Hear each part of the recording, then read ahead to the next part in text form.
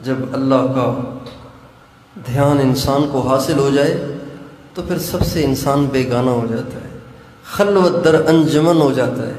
وہ ہوتا تو محفل میں ہے لیکن وہ تنہا ہوتا ہے، وہ ہوتا تو مخلوق کے ساتھ ہے لیکن وہ اللہ کے ساتھ ہوتا ہے۔ تو اللہ کی محبت کا حاصل ہونا سب سے بڑی نعمت، سب سے بڑی دولت، اور اللہ کی محبت حاصل ہونے کے لیے معمولات کا اہتمام ضروری ہے، معمولات کا اہتمام ضروری ہے۔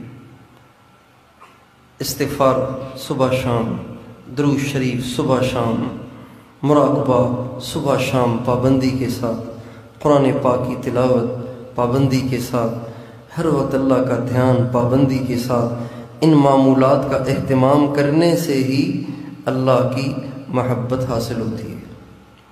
تو آپ سارے بھائی معمولات کا اہتمام فرمائیں گے انشاءاللہ؟ چھوڑیں نہیں عمل کو چھوڑیں نہیں۔ معمولات کے ناغے سے گناہوں کا دروازہ کھلتا ہے۔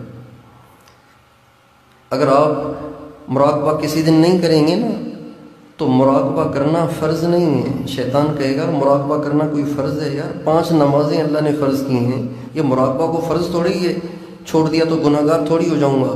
لیکن جس دن مراقبہ چھوٹے گا یقین جانیے اسی دن گناہوں کے خیالات آئیں گے، اگلے دن گناہ ہو بھی جائے گا اور آپ کو پتہ بھی نہیں چلے گا اور آپ پٹڑی سے ہٹ جائیں گے۔ اس لیے معمولات میں کوتاہی نہیں کرنی، معمولات کو اتنی اہمیت دیں جتنی ہم کھانے اور سونے کو اہمیت دیتے ہیں۔ حضرت قطب الاقطاب شیخ الحدیث مولانا محمد زکریا صاحب رحمۃ اللہ علیہ فرماتے ہیں معمولات کی پابندی ترقی کا زینہ ہے، معمولات کی پابندی ترقی کا زینہ ہے۔ معمولات کا اہتمام کریں گے تو دن بدن ترقی کرتے چلے جائیں گے، اللہ کے قریب ہوتے چلے جائیں گے۔ اور آپ علیہ السلام کا ارشاد ہے احب الاعمال ادومها وان قل، احب الاعمال الی اللہ ادومها وان قل۔ اللہ تعالیٰ کو سب سے محبوب عمل وہ ہے جو مستقل ہو، چاہے تھوڑا ہو لیکن مستقل۔ بعض ساتھی جوش میں آ کے درود شریف شروع کر دیتے ہیں، 10,000 دفعہ درود شریف، اگلے دن 5,000، پھر کبھی 3,000، کبھی ایک بھی نہیں۔ ایسے نہیں، آپ 200 دفعہ پڑھ لیں لیکن ناغہ نہ کریں، 300 دفعہ پڑھ لیں لیکن ناغہ نہ کریں۔ اللہ تعالیٰ توفیق دے تو 1,000 دفعہ پڑھ لیں، ناغہ نہ کریں۔ تو معمولات کا اہتمام کریں گے نا انشاءاللہ؟ ضرور کریں یار۔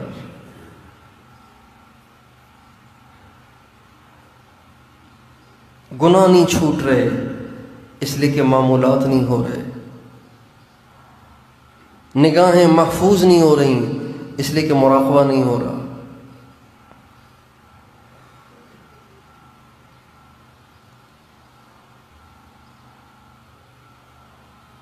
اور معمولات میں ناغہ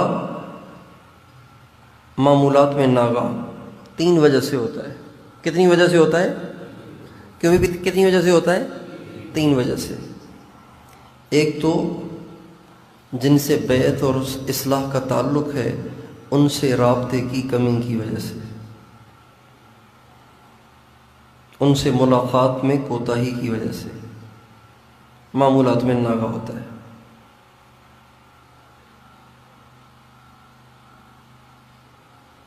ایک بات، اور دوسرا معمولات میں ناغہ کسی گناہ کی وجہ سے ہوتا ہے۔ غیبت کر دی،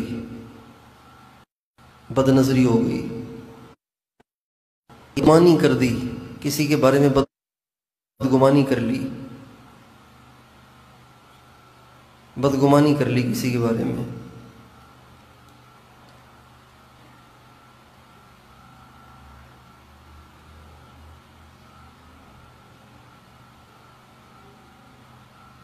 تو اس سے اعمال کی توفیق چھن جاتی ہے۔ گناہ کر لیا توفیق چھن جائے گی، گناہ کے ضمن میں لایانی بھی آ گئی، زیادہ ہنسی مذاق کر لی، زیادہ لہو و لعب میں مشغول ہو گئے، کھیل کود میں لگ گئے، ہنسی مذاق میں لگ گئے، گپوں میں لگ گئے، تو اس سے بھی عمل کی توفیق چھن جاتی ہے۔ یہ دو باتیں ہو گئیں، شیخ سے ملاقات اور رابطے میں کمی، اور کوئی گناہ، اور تیسری وجہ وہ شیطانی اثرات ہیں۔ شیطانی اثرات کی وجہ سے بھی عمل بوجھ بن جاتا ہے اور پھر عمل ہوتا ہی نہیں۔ اور شیطانی اثرات جو انسان پہ حاوی ہوتے ہیں، اس کی وجہ نبی کریم صلی اللہ علیہ وسلم کے بتائے ہوئے وہ اعمال، ان اعمال میں کوتاہی ہے جو اعمال حفاظت کے لیے بتائے گئے ہیں۔ شیطانی اثرات سے حفاظت کے لیے ہمارے نبی نے ہمیں اعمال دیے ہیں، جو ان اعمال کا اہتمام کرے گا اس پر شیطانی اثرات نہیں ہوں گے۔ شیطانی اثرات نہیں ہوں گے تو اعمال کا اہتمام ہوگا۔ بہت سے ساتھی بڑے اچھے جا رہے ہوتے ہیں، چلتے چلتے چلتے چلتے چلتے چلتے ایک دم دل ہی نہیں کرتا، سب کچھ چھوٹ جاتا ہے، دھیان ہی نہیں جمتا، مراقبے میں بیٹھے ہوئے ہیں، گردن میں درد شروع ہو جاتا ہے، ٹائم ہوتا ہے لیکن درود شریف نہیں پڑھا جا رہا، ٹائم ہوتا ہے لیکن استغفار نہیں ہو رہا۔ بھئی ایسے ہوتا ہے کہ نہیں ہوتا؟ اس کی وجہ یہ ہوتی ہے شیطانی اثرات، اور شیطانی اثرات ہوتے ہیں حفاظت والے اعمال میں کوتاہی کی وجہ سے۔ اور حفاظت والے اعمال میں کوئی لمبے وظیفے نہیں ہیں، آسان سے اعمال ہیں۔ اگر ہر اللہ کی طلب رکھنے والا ان اعمال کا اہتمام کرے تو شیطانی اثرات سے بچا رہے گا، اعمال مستقل چلتے رہیں گے۔ ان میں سے آسان عمل جو آپ حضرات کے سامنے آتا رہتا ہوگا، 5 نمازیں پڑھتے ہیں نا، 5 نمازیں، ہر نماز کے بعد اپنی جگہ سے اٹھنے سے پہلے، سلام پھیرتے ہی سب سے پہلے آخری 3 کل پڑھ لیں اور آیت الکرسی پڑھ لیں۔ آیت الکرسی 5 نمازوں کے بعد 1 دفعہ، اور آخری 3 کل فجر مغرب کے بعد 3 دفعہ، باقی نمازوں کے بعد 1 دفعہ۔ لیکن یہ کرنا ہے جگہ سے اٹھنے سے پہلے، سلام پھیرتے ہی پہلے یہ کرنا ہے، پھر دعا مانگنی ہے، پھر سنت پڑھنی ہے۔ یہ کر کے اپنے اوپر دم کر لیں، اللہ آپ کی حفاظت کریں گے، کوئی شیطان آپ پہ اپنا شر نہیں ڈال سکے گا۔ آپ کے اندر استقامت آ جائے گی، استقامت آ جائے گی تو انشاءاللہ اللہ کا تعلق بھی حاصل ہوگا۔ تو یہ 5 اوقات ہو گئے، آخری 3 کل اور آیت الکرسی پڑھنے کے۔ چھٹا وقت سونے سے پہلے جب بستر جائیں گے نا، تو بستر پہ بیٹھ کر آخری 3 کل 3 دفعہ پڑھ کر اپنے اوپر دم کریں، اور 1 دفعہ آیت الکرسی پڑھ کے اپنے اوپر دم کریں۔ آپ کی حفاظت ہے، آپ بے فکر ہو جائیں، آپ کو کچھ نہیں ہوگا۔ اور اگر 3 دفعہ اعوذ بکلمات اللہ التامات من شر ما خلق صبح شام پڑھ لیں تو اور اچھا، جتنا گڑ اتنا میٹھا۔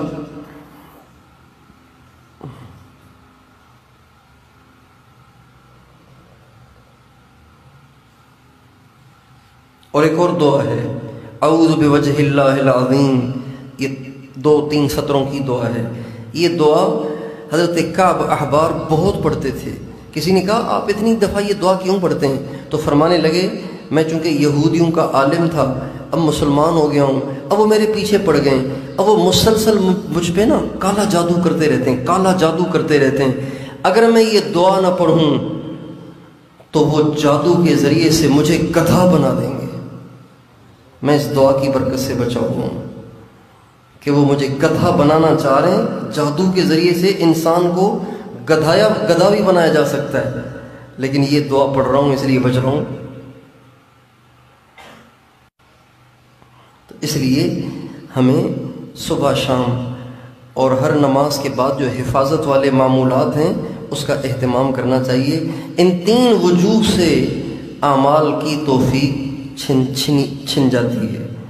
یہ 3 باتیں یاد رہیں گی؟ ہاں بھائی، معمولات میں کوتاہی کتنی وجہ سے ہوتی ہے؟ 3 وجہ سے۔ کون کون سی؟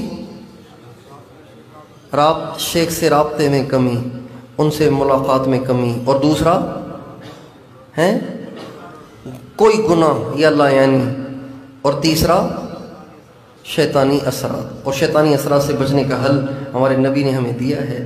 تو آپ سارے اس کا اہتمام کریں گے انشاءاللہ۔